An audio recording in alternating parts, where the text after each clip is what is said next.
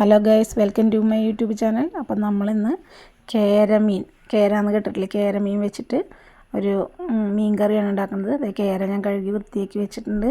ഇനി അതിലേക്ക് ആവശ്യത്തിനുള്ള സാധനങ്ങളാണ് സബോള, ഇഞ്ചി, പച്ചമുളക്, തക്കാളി, കറിവേപ്പില.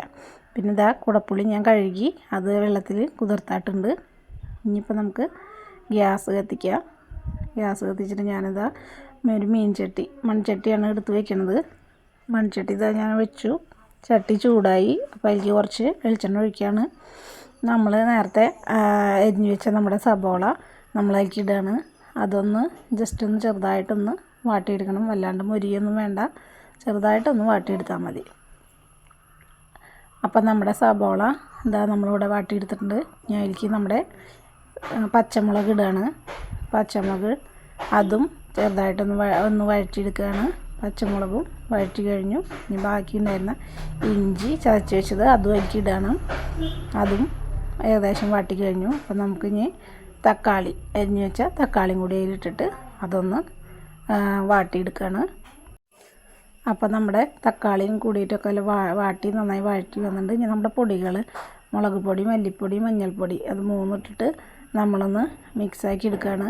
അത് മിക്സാക്കി എടുക്കുമ്പോൾ നമ്മൾ ഗ്യാസിൻ്റെ തീയൊന്ന് കുറച്ചിടണം കേട്ടോ. കാരണം നമ്മുടെ പൊടികൾ കരിഞ്ഞ് പോകാനുള്ള സാധ്യത ഉണ്ട്. അപ്പോൾ കരിയാണ്ട് നോക്കണം. പിന്നെ അതുപോലെ അടി പിടിക്കാണ്ട് നോക്കണം. അപ്പം ഞാനിത് എല്ലാം കൂടി ഒന്ന് മിക്സാക്കി ഇട്ടു. അപ്പോൾ എനിക്കിത്തിരി എണ്ണ കുറവ് പോലെ തോന്നി. അപ്പോൾ ഞാൻ കുറച്ച് എണ്ണ ഒഴിച്ചു. എണ്ണ ഒഴിക്കുമ്പോൾ നന്നായിട്ട് നമ്മൾ ആ മുളക് പൊടി ഇതൊക്കെ അതിൽ മുരിഞ്ഞ് കിട്ടുമല്ലോ. പിന്നെ ഞാനിതാ കുടപ്പുളി നമ്മൾ വെള്ളത്തിലിട്ട് വെച്ചിട്ടുണ്ടെങ്കിൽ കുടപ്പുളി അതിലേക്ക് ഒഴിച്ചു. അപ്പോൾ അത് നല്ല മണമൊക്കെ വരുന്നുണ്ട്, നല്ല സ്മെല്ല്. കുടപ്പുളി വന്നതിൻ്റെ നല്ല മണം വരുന്നുണ്ട്. ഇനി നമുക്ക് ഇത് ഒന്ന് ചെറുതായിട്ടൊന്ന് വറ്റ വേണ്ട കേട്ടോ, നന്നായി വറ്റിക്കാൻ പാടില്ല.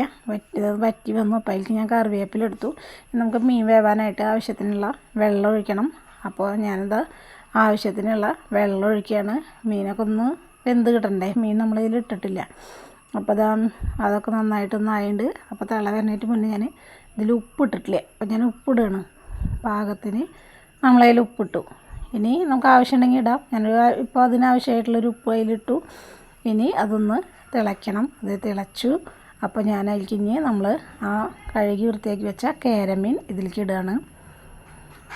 കേരമീൻ ഇട്ടു.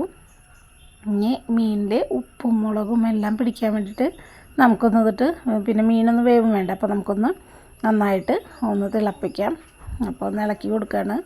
എല്ലാം റെഡി മിക്സായിട്ട് ചേർന്ന് വരട്ടെ. അപ്പോൾ അതാ മീനിതാ തിളച്ചു. മീനിതാ വെന്ത് കഴിഞ്ഞു. അപ്പോൾ ഞാനിതാ കുറച്ച് തേങ്ങ എടുത്തിട്ടുണ്ട്. തേങ്ങാപ്പാൽ പിഴിയാനാണ്. അതൊന്ന് അരച്ചെടുത്തു. ഇതേ തേങ്ങയുടെ 2ാം പാലാണ് ഞാൻ ഒഴിക്കുന്നത് ആദ്യം. കാരണം എനിക്ക് ചാറ് കൂടുതൽ വേണം. അപ്പോൾ 2ാം പാൽ ഞാൻ ആദ്യം ഒഴിച്ചൊന്ന് തിളപ്പിച്ചു.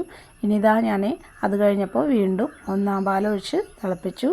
അപ്പോൾ ഇതാ മീൻ കറിക്ക് നല്ല തിളവന്ന് കട്ടിയായിട്ട് ഞാൻ ഇത് നിങ്ങൾക്ക് കാച്ചണം എന്നുണ്ടെങ്കിൽ കാച്ചാം. ഞാനിവിടെ കാച്ചുണ്ട്. ചിലർ കാച്ചാറില്ല, പച്ച വെളിച്ചെണ്ണ ഒഴിക്കും. എനിക്ക് കാച്ചണം എന്താ ഇഷ്ടം കാരണം ഞാനിതാ സബോള ചെറിയ ചെറിയ കഷ്ണങ്ങളൊക്കെ അരിഞ്ഞ് ഇതാ മൂപ്പിച്ചെടുത്തിട്ടുണ്ട്. അപ്പോൾ അത് ഞാൻ അതിലേക്ക് ഒഴിക്കുകയാണ്.